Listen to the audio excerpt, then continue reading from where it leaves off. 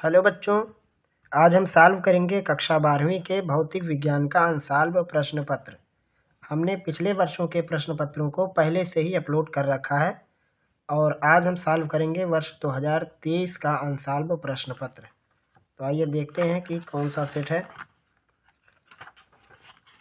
इस किताब में आपको एक मॉडल पेपर मिलेगा जो कि 2024 के लिए है और यहाँ पे पहला सेट है 346 BS। तो ये जिस दिन बोर्ड की परीक्षा थी उसी दिन हमने इसको अपलोड कर दिया था। तो आप इस पार्ट को पूरा का पूरा कंप्लीट सॉल्यूशन आपको मिल जाएगा, आप वहाँ से इसको देख सकते हैं। ये पूरा 346 BS का सेट अपलोड है। और उसके बाद दिखाते हैं आपको अगला सेट जिसे सॉल्व करने की कोशिश करेंगे। ये है अगला सेट 346 BT वर्ष 2023 के लिए दूसरा सेट है और इसमें उन प्रश्नों पर स्टार का निशान बनाया गया है जो वर्ष 2024 के लिए या तो उनके टॉपिक कट गए हैं या फिर वो पूरा का पूरा चैप्टर ही NCERT द्वारा हटा दिया गया है। तो उस पर निशान लगा हुआ है स्टार का, मतलब आपको उसे 2024 की परीक्षा के लिए उस चैप्टर या टॉपिक को बिल्कुल भी नहीं छूना है अपनी तैयारी करते समय। आइए देखते हैं शुरुआत से पहले प्रश्न से। पहला प्रश्न है 1/μ0 इंटू एप्सिलॉन नॉट का मात्रक होता है। पहला प्रश्न देखिए दिया हुआ है 1/μ0 एप्सिलॉन नॉट, इसका मात्रक हमें बताना है। तो आपको ध्यान होना चाहिए, जो आपका वैद्युत चुंबकीय तरंग का अध्याय है उसमें आपको ये मिलेगा कि 1/√μ0 एप्सिलॉन नॉट ये होती है प्रकाश के चाल के बराबर। इसकी वैल्यू जब आप कैलकुलेट करोगे तो प्रकाश की चाल c के बराबर आएगी। तो अगर आप इन दोनों का स्क्वायर कर दो तो आपको जवाब में मिलेगा μ0 एप्सिलॉन नॉट और इस साइड से मिलेगा c²। तो जो c का मात्रक होगा उसका वर्ग कर देंगे तो इसका मात्रक आ जाएगा, यानी 1/μ0 एप्सिलॉन नॉट का मात्रक बराबर c, यानी वेग है तो लिखेंगे वेग का मात्रक और इस पूरे पर स्क्वायर, और वेग का मात्रक होता है मीटर पर सेकंड। इस पूरे पर स्क्वायर होगा तो जवाब में आएगा metre square by second square. ये इसका उत्तर होगा। अब देखते हैं ऑप्शन में कौन सा है। तो पहला ही ऑप्शन बना हुआ है मीटर स्क्वायर पर सेकंड स्क्वायर, यानी पहले का पहला ऑप्शन सही है। दूसरा सवाल है E=PC, जहाँ P संवेग है और C प्रकाश की चाल है और E ऊर्जा है। कहा है कि ये किसके लिए लागू होता है। तो यहाँ पे 4 ऑप्शन दिया है, इलेक्ट्रॉन और फोटॉन। तो ये जो समीकरण बनाया गया है ये केवल फोटॉनों के लिए है, इलेक्ट्रॉनों पर लागू नहीं होता। इलेक्ट्रॉन का होता तो C की जगह पर V होता, क्योंकि प्रकाश की चाल से केवल फोटॉन ही उत्सर्जित होते हैं। तो दूसरा ऑप्शन आप देख सकते हैं फोटॉन के लिए है लेकिन इलेक्ट्रॉन के लिए नहीं है। ये वाला ऑप्शन सही रहेगा। अगर C की जगह पर V होता तो इलेक्ट्रॉन के लिए सही होता। अगला प्रश्न है जैसे ही एक धातु एवं अर्धचालक के ताप में वृद्धि की जाती है तो क्या होता है। तो जब हम टेम्परेचर बढ़ाते हैं तो धातु के अंदर का जो रेजिस्टेंस है वो बढ़ जाता है, जिससे उसकी चालकता घट जाती है। लेकिन अर्धचालक के अंदर का रेजिस्टेंस जो होता है वो कम हो जाता है, जिससे उसकी चालकता बढ़ जाती है। ये दोनों में अंतर है। जैसे ही टेम्परेचर बढ़ाया जाता है धातु का जो होता है प्रतिरोध, यहाँ पे हम बना के दिखा देते हैं। पहले का तीसरा है, अगर कंडक्टर है यानी चालक, तो जब हम उसके टेम्परेचर को इंक्रीज करेंगे तो साथ में ही उसका रेजिस्टेंस इंक्रीज हो जाएगा, जिससे उसकी करंट कैरिंग जो पावर है वो कम हो जाएगी, क्योंकि I=V/R होता है।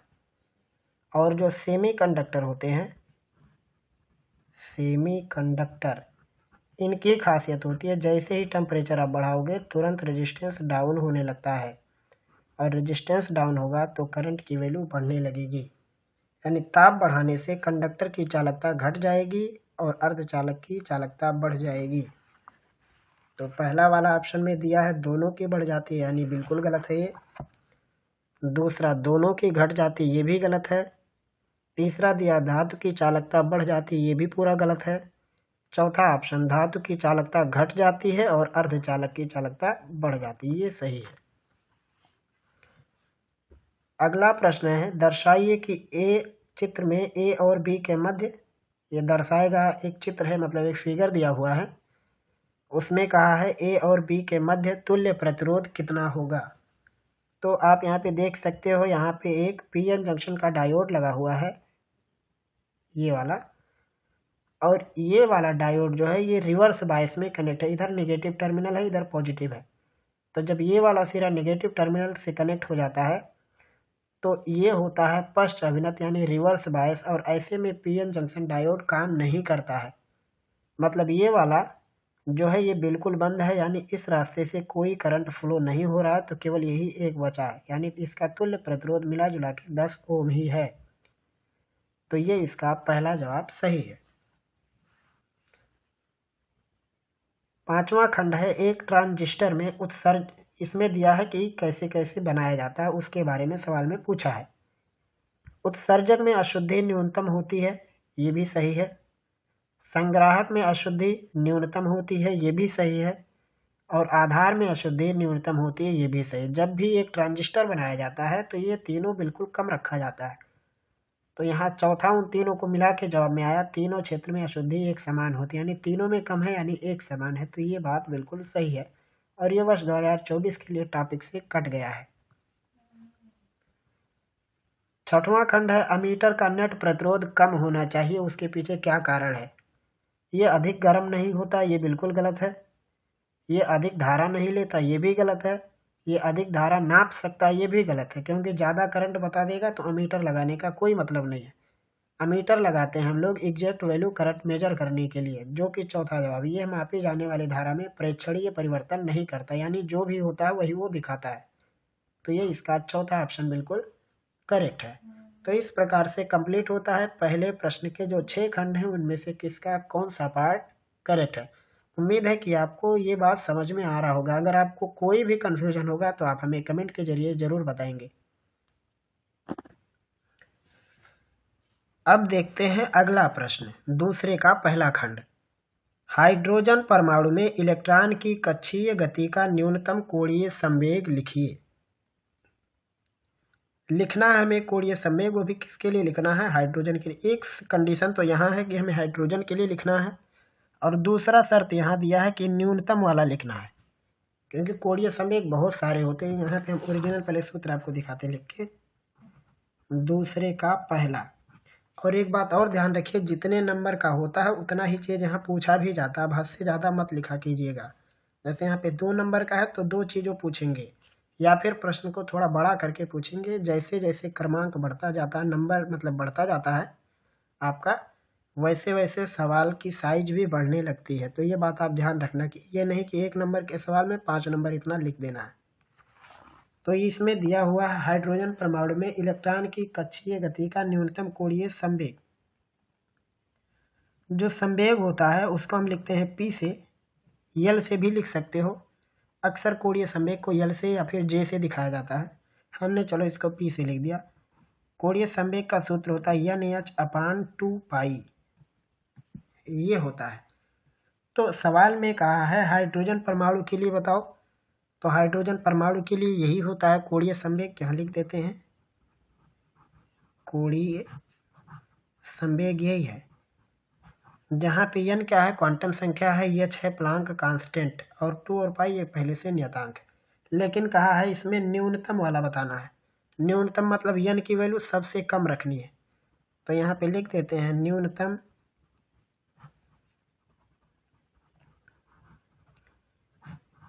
कोणीय संवेग के लिए n बराबर 1, क्योंकि इससे छोटा नहीं हो सकता। तो यहाँ n की जगह पर 1 लिख देंगे तो जवाब बनेगा H/2π। तो सवाल में कहा था लिखिए, तो आप क्या लिखोगे, हाइड्रोजन परमाणु में इलेक्ट्रॉन की कक्षीय गति का न्यूनतम कोणीय संवेग H/2π होता है। जहाँ एच प्लांक कांस्टेंट है। जब भी आप कोई सूत्र लिखोगे तो सूत्र में कौन क्या है जरूर लिख देना। तो ये हुआ दूसरे के पहले खंड का जवाब। अब देखते हैं दूसरे का दूसरा खंड। सवाल है लेंस के प्रकाशिक केंद्र को परिभाषित कीजिए। मतलब ऑप्टिकल सेंटर क्या होता है उसके बारे में बताओ। परिभाषा केवल देनी है, हम यहाँ आपको चित्र के माध्यम से समझाने की कोशिश करते हैं। कोई भी लेंस हो, उत्तल हो या अवतल हो, चलो साथ में हम दोनों बना देते हैं आपको समझाने के लिए। अगर ये वाला जो है ये उभयनिष्ठ उत्तल या अवतल है जिसकी दोनों सरफेस की रेडियस बिल्कुल इक्वल है, तो प्रकाशिक केंद्र बिल्कुल बीच में होगा। अगर अलग अलग साइज होगी तो प्रकाशिक केंद्र बीच में नहीं बल्कि अगल बगल कहीं ना कहीं हो सकता है। ये चीज़ आपने हमारे किरण प्रकाशिकी के अध्याय में जरूर सीखा होगा। अगर नहीं आपने सीखा तो आप फिर से रिवर्स करके फिर से आप जाइए और प्लेलिस्ट के अंदर आप हमारा जो ज्योमेट्रिकल ऑप्टिक्स का प्लेलिस्ट है उसको एक बार ज़रूर विजिट करें। तो यह है ऑप्टिकल सेंटर जिसको हम सी से दिखाते हैं, कई बार ओ भी से लिखा रहता है। तो सवाल में पूछा है कि प्रकाशिक केंद्र को परिभाषित कीजिए। तो इसकी जो मेन क्वालिटी होती है वो यही होता है कि जब भी लाइट प्रकाशिक केंद्र पर पड़ती है, एक तो ये खासियत है कि जब लाइट प्रकाशिक केंद्र पर पड़ती है तो वहाँ से निकलने वाली जो लाइट होती है, ये वाली लाइट और ये वाली लाइट बिल्कुल एक दूसरे के समांतर होती हैं। आप यही परिभाषा में लिखोगे कि किसी भी लेंस का प्रकाशिक केंद्र वह बिंदु है जिस पर आपतित किरण और उससे निकलने वाली निर्गत किरण यानी अपवर्तित किरण दोनों एक दूसरे के समांतर होती हैं। कुछ जगह पे मिल जाएगा कि दोनों में विचलन बिल्कुल शून्य होता है, ऐसा भी मिलेगा। कोणीय विचलन नहीं होता, वैसे विचलन हो जाता है, मतलब जिसको हम बोलते हैं लेटरल डिस्प्लेसमेंट, वैसा हो जाता है। जैसे सपोज करो मान लो लाइट यहाँ पर आके पड़ रही है ऐसे। अब आपको बताना है कि इसमें प्रकाशिक केंद्र की परिभाषा, तो आप उसको क्या करो, इसको प्रकाशिक केंद्र से होते हुए जाने दो, यहाँ से इसको मिला दो।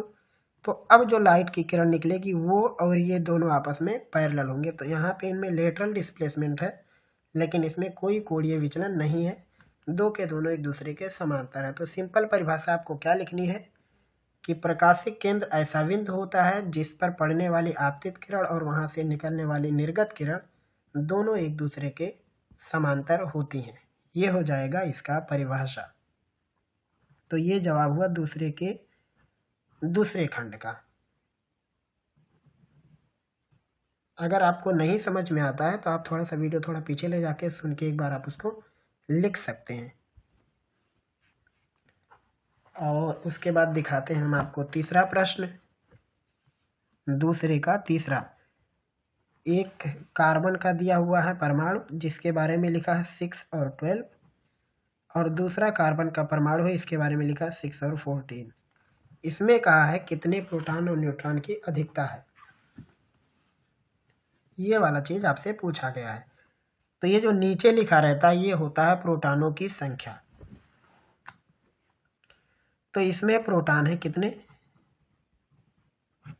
इसमें है प्रोटॉन 6 और न्यूट्रॉन कितने हैं, ये निकालने के लिए हम द्रव्यमान संख्या में से प्रोटॉन को घटा देते। तो 12 में से 6 घटाएंगे तो 6 आएगा। इसमें प्रोटॉन कितना है 6, ये जो नीचे लिखा है यही प्रोटॉनों की संख्या है। न्यूट्रॉन कितना है, इसमें 14 में से 6 घटाएंगे तो 8 है। तो सवाल में ये नहीं पूछा था कि किसमें कितना है, सवाल का बिल्कुल आपको सटीक जवाब देने की कोशिश करनी है।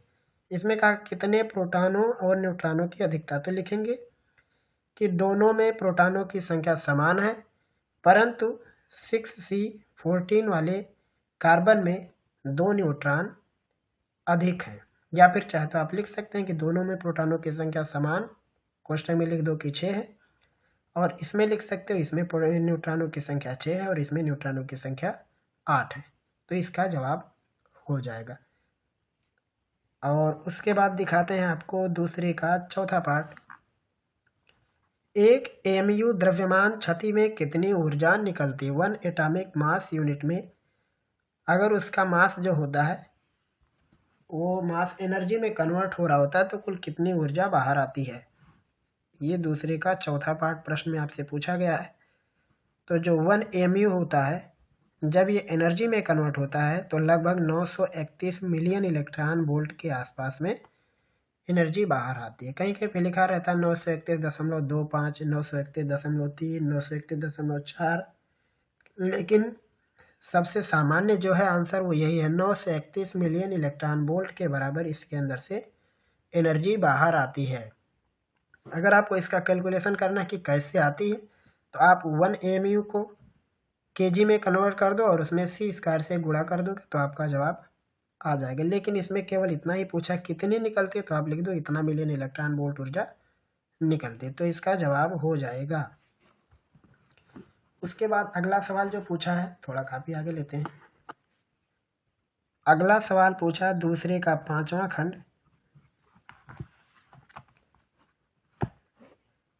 विद्युत क्षेत्र E vector equal 3i cap plus 4j cap Newton पर कूलम है और एक तल के पृष्ठ क्षेत्रफल A वेक्टर इक्वल दिया है 10i कैप मीटर स्क्वायर से गुजरता है, इसका विद्युत फ्लक्स बताओ। तो जो फ्लक्स की जो सूत्र है वो है E vector dot A vector, electric field का वेक्टर इंटू एरिया वेक्टर, दोनों का आपस में आपको डॉट गुणा करना है, यानी अदिश गुणा। तो E वेक्टर की वैल्यू बनाई गई है 3i cap plus 4j cap और डॉट A वेक्टर की वैल्यू है 10i कैप। और आपको पता होना चाहिए कि डॉट गुणा में हम i का i में करते हैं, j का j में करते हैं, k का k में करते हैं। तो i का i में गुणा करेंगे तो 10 का 3 में गुणा होके हो जाएगा 30, और i डॉट i की वैल्यू 1 होती है।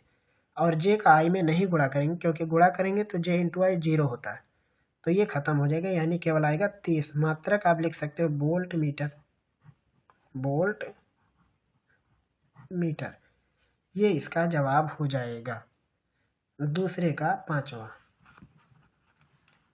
उसके बाद अगला प्रश्न जो दिया हुआ है दूसरे का 6ठा खंड, नार गेट की तर्क प्रतीक बनाइए और उसकी सत्यता सारणी लिखिए। इसके बारे में आपको बताना है कि क्या होगा। वैसे तो इस पे स्टार लगा है, मतलब ये नहीं आएगा, फिर भी अगर आता तो आप इसका जवाब कैसे देते। दूसरे का 6वां खंड, यही छोटा मोटा बना देते हैं इसको। नार गेट का पहचान है, सबसे पहले हमें बनाना है आर गेट। यह है आर गेट का पहचान। इसमें मान लो दो निवेशी सिग्नल हैं ए और बी, और इसके रास्ते में चाहे तो यहीं पे हम जोड़ सकते हैं, ऐसे एक ऐसे गोला बना देते हैं जो कि नॉट गेट का पहचान होता है, और यहाँ पे निकल रहा है निर्गत सिग्नल वाई। ये है नार गेट का तर्क प्रतीक। कहा है सत्यता सारणी बनाओ, तो आपको ऐसे टेबल बनाना है जिसमें एक में लिखना है ए, एक में लिखना है बी और एक में लिखना है वाई। चाहे तो आप वाई लिख दो, वाई ही लिख देते हैं, या फिर आप इसको अलग अलग कर सकते हो कि ए और बी मिला के जो सिग्नल आएगा उसका उल्टा वाई बन जाएगा। तो यहाँ पे हम लिख देते हैं वाई, जो कि होगा ए प्लस बी। इसके ऊपर एक निशान बार का लगाते हैं, मतलब जो भी आएगा उसका उल्टा देना है आपको जवाब।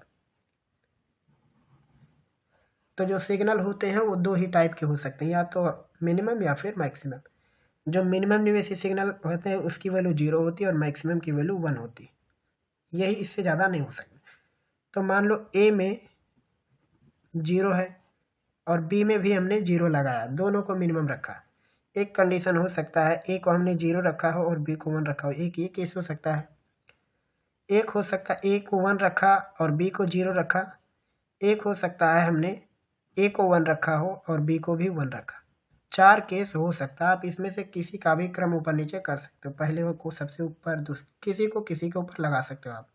क्रम इसमें कोई मायने नहीं रखता, आपको संभावना दिखाने की। ए में 0 है तो बी भी 0 हमने मान लिया, ए को 0 हमने बी को 1 दिया है, ए को 1 बी को 0, ए को 1 बी को भी हमने 1 दिया, इस हिसाब से आप मान सकते। फिर यहाँ पे प्लस का निशान लगा, तो इनके जोड़ने का एक नियम होता है, नॉर्मल अंकों के जैसे ये नहीं जोड़े जाते। इनका तरीका यह है कि 0 + 1 जोड़ के 1 आएगा, और 1 + 1 ये भी जोड़ेंगे तो यही आएगा। ये इसमें मेन फर्क है। जब हम 0 में 1 जोड़ेंगे तब भी 1 आएगा, और 1 में 1 जोड़ेंगे तब भी 1 आएगा। तो आपको ये ध्यान रखना है इसमें, ये नहीं कि 1 1 2 बना देना है। कंप्यूटर के सवालों में आपको इस बात का विशेष ध्यान रखना होता है, यानी ये high voltage plus high voltage, मतलब इससे ज़्यादा हाई वोल्टेज नहीं हो सकता। तो 0 और 0 जोड़ेंगे 0 आएगा, लेकिन उसका उल्टा लिखना है। तो 0 का उल्टा कौन बनता है? 1। 0 और 1 जोड़ेंगे तो 1 आएगा, और 1 का उल्टा क्या होगा? 0। 1 और 0 जोड़ेंगे तो 1 आएगा, और 1 का उल्टा होगा 0। 1 और 1 जोड़ेंगे तो 1 आएगा, उसका उल्टा भी क्या होगा? 0। ये हो जाएगा इसके लिए सत्यता सारणी। इसको बोलते हैं सत्यता सारणी। ये हो जाएगा इसका जवाब। वैसे ये इस साल के लिए ये स्टार वाला सवाल है, मतलब ये नहीं आने वाला है। तो उम्मीद है कि आपको प्रश्न समझ में आ रहे होंगे। अभी थोड़े मोड़े और प्रश्न हम इनको भी लगाते हैं। पहले आप इसे बना लीजिए, हम थोड़ा आगे खींचते हैं इसको।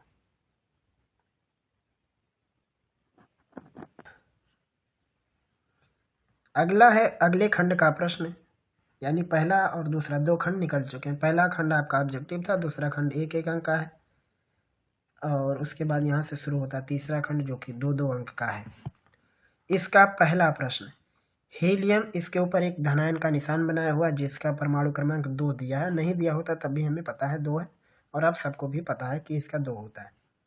के प्रथम उत्तेजित अवस्था की ऊर्जा की गणना करो। उत्तेजित अवस्था की निकालनी है, आयनन की नहीं निकालनी है, ये बात आपको ध्यान रखना है, नहीं तो गलती हो जाएगी और प्लस माइनस की हेराफेरी फिजिक्स में बहुत भारी पड़ जाती है। तो सवाल में दिया हुआ है हीलियम के प्रथम उत्तेजित अवस्था, पहले वाली कक्षा की ऊर्जा नहीं निकालनी बल्कि प्रथम उत्तेजित अवस्था निकालनी। तो पहली वाली की उत्तेजित अवस्था n बराबर 1 है, इसका उत्तेजित बनेगा n बराबर 2। ये आपको ध्यान देना, प्रथम उत्तेजित अवस्था यही है, यानी 1 से 2 तक का जाना।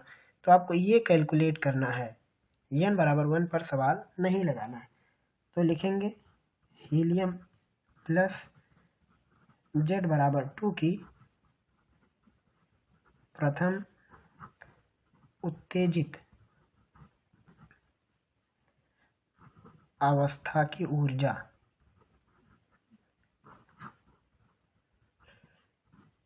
E इक्वल, सूत्र होता है माइनस में z² RHC, चाहे आप लिखो या लिख सकते हो 13.6 इलेक्ट्रॉन वोल्ट बाई n²। ये सूत्र होता है किसी भी परमाणु के लिए जहां z उसका परमाणु क्रमांक है, और यहाँ पे नेगेटिव साइन होता है, ये ध्यान रखना आप।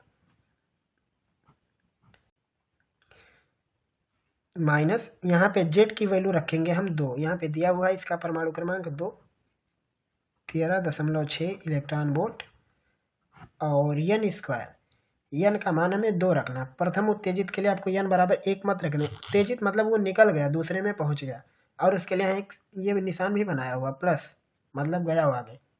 तो यहाँ n की जगह पे हम 2 लिखेंगे, उसका स्क्वायर और इस पे भी स्क्वायर, तो ये दोनों कैंसिल हो जाएंगे, तो आएगा ऋण में 13.6 इलेक्ट्रॉन वोल्ट। ये हो जाएगी उत्तेजित अवस्था की ऊर्जा। अगर कहता आयनन ऊर्जा बताओ तो ये चीज़ प्लस में हो जाती और उत्तर सेम रहता।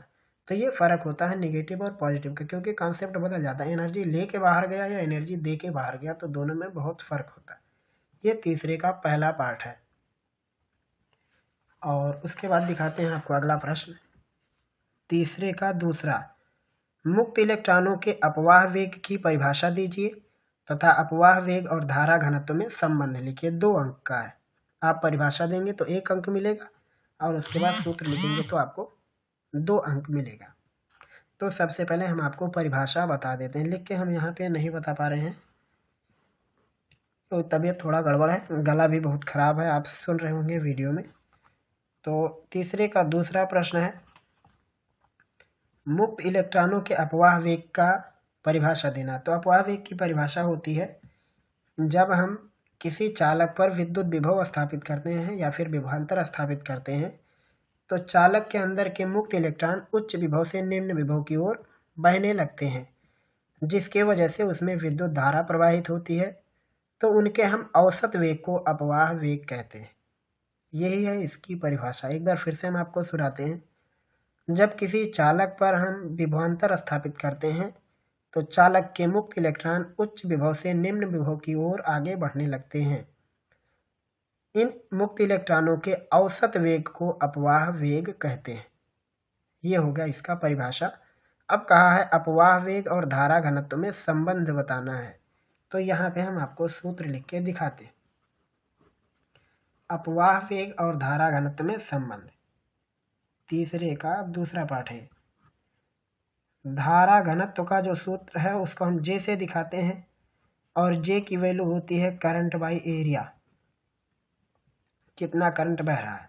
लेकिन यहाँ अपवाह वेग के रूप में आपको करंट को देना है, तो इसकी वैल्यू होती है एन ई ए वी, यहाँ छोटा मोटा डी रहता है, ड्रिफ्ट वेलोसिटी यानी अपवाह वेग, अपान ए यानी एरिया हो जाएगा। तो एरिया से एरिया कट जाएगा तो हो जाएगा एन ई वी डी। ये वी यानी वेलोसिटी है, पोटेंशियल नहीं है। ये है धारा घनत्व और अपवाह वेग के बीच रिलेशन। तो आप जब ये सूत्र लिखोगे तो नीचे आपको लिख देना कि कौन क्या है। एन इकाई आयतन में मुक्त इलेक्ट्रॉनों की संख्या है, ई एक इलेक्ट्रॉन का आवेश है, और वी डी इलेक्ट्रॉन का अपवाह वेग है, और जे धारा घनत्व। जब भी आप कोई सूत्र लिखेंगे तो संकेतों का अर्थ जरूर लिख देना। तो ये हो गया तीसरे के दूसरे खंड का जवाब। अगला प्रश्न है तीसरे का तीसरा खंड, विद्युत द्विध्रुव के अक्षीय रेखा पर विद्युत विभव का सूत्र बताओ। तीसरे का गा ये है, आपको केवल सूत्र लिखना है। वैसे हम यहाँ पे फिगर ही आपको बता देते हैं कि कैसे होता है। मान लो एक डायपोल है। डायपोल का मतलब होता है जिसके सिरों पर समान परंतु विपरीत आवेश हो और उनके बीच की दूरी बहुत कम होता है। हम यहाँ बीच की दूरी को 2l से दर्शाते हैं। एक पे नेगेटिव क्यू मान लेते हैं और एक पे पॉजिटिव क्यू, और इसके सेंटर से मान लो आपको r डिस्टेंस के किसी point A B C D कहीं पर भी आपको पोटेंशियल बताना है। तो जो सूत्र बनता है पोटेंशियल का वो होता है 1/4 पाई एप्सिलॉन नॉट इंटू के p upon r square minus l square. ये मेन सूत्र है द्विध्रुव के अक्षीय स्थिति पर विद्युत विभव का सूत्र, ये होता है।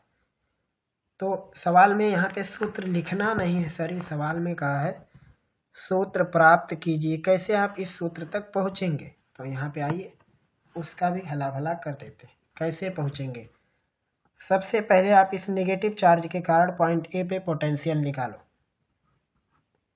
इस पॉइंट ए पर पोटेंशियल निकालेंगे नेगेटिव चार्ज के कारण से, तो जवाब में कितना होगा। विभव का जो सूत्र होता है वो होता है 1/4 पाई एप्सिलॉन नॉट इंटू हम के लिख देते हैं, जहाँ के का मतलब मान लो किसी माध्यम में रखा है। अगर आप ये मान लेते हो कि इसको हवा या निर्वात में रखें तो के की वैल्यू 1 डालना है, बाकी ये कांस्टेंट ऐसे का ऐसे रिमेन्स रहेगा, इंटू ये चार्ज, और चार्ज चिन्ह सहित लिखना है पोटेंशियल में, और कितनी दूरी पर है ये भी आपको दिखाना है। तो इस पॉइंट ए से इस चार्ज की दूरी कितनी, हमने यहाँ से यहाँ तक की दूरी r मानी है। और ठीक भी इसको आप चाहे तो दो खंड में कर सकते हो डायपोल को। यल लेंथ इधर है, यल लेंथ इधर है, तो ये वाला लेंथ यल हो जाएगा, उसमें r ऐड हो जाएगा, तो ये लिखा r प्लस यल। ऐसे ही एक और पोटेंशियल बनेगा जो कि पॉजिटिव चार्ज के कारण, ये नेगेटिव चार्ज के कारण हुआ, और पॉजिटिव चार्ज के कारण बनेगा 1/4 पाई एप्सिलॉन नॉट इंटू के क्यू बाई r माइनस यल। इस पॉइंट से दूरी कितनी होगी, सेंटर से टोटल डिस्टेंस r, जिसमें से यल कम हो गया तो r माइनस एल, और इन्हीं दोनों को टोटल कर दो, जो आएगा वो एनर्जी आएगी। तो यहाँ पे जो टोटल विभव बनेगा बिंदु ए पर, यहाँ लिख देते हैं द्विध्रुव के कारण अक्षीय स्थिति पर विभव V बराबर होगा, ये दोनों पोटेंशियल ऐड हो जाएंगे 1/4 पाई एप्सिलॉन नॉट के minus q by r plus l, और प्लस हो जाएगा 1/4 पाई एप्सिलॉन नॉट के q by r minus l. ये सूत्र होगा।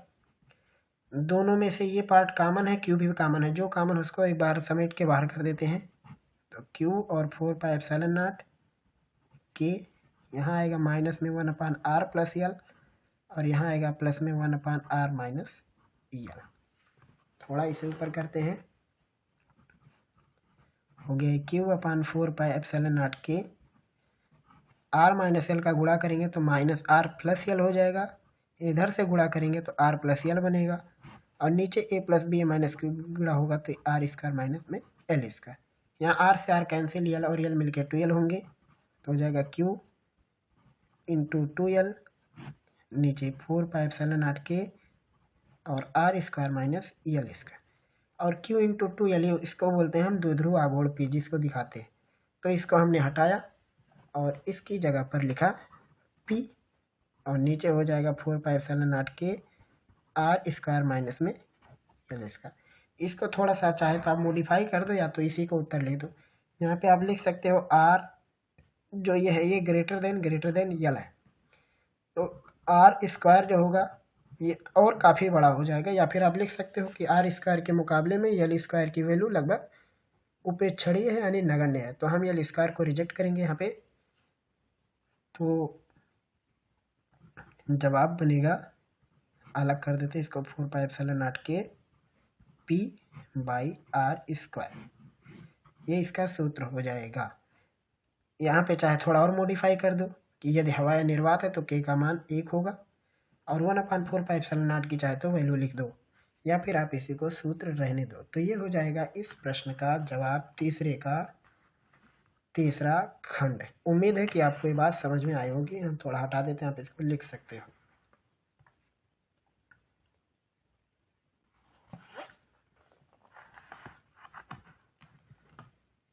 अगला प्रश्न है तीसरे का चौथा खंड।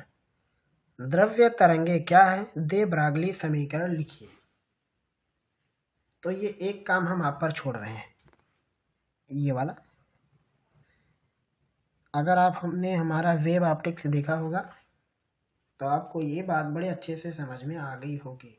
तो हम ये एक प्रश्न आपके ऊपर छोड़ रहे हैं। वैसे हम इसका सूत्र यहीं लिख देते हैं। दे ब्रागली जो समीकरण है वो होता है लैम्डा बराबर H/P, ये होता है दे ब्रागली समीकरण। तो उम्मीद है कि आपको आज की बताई गई सेट के बारे में जो भी प्रश्न है वो सारे आपको समझ में आए होंगे।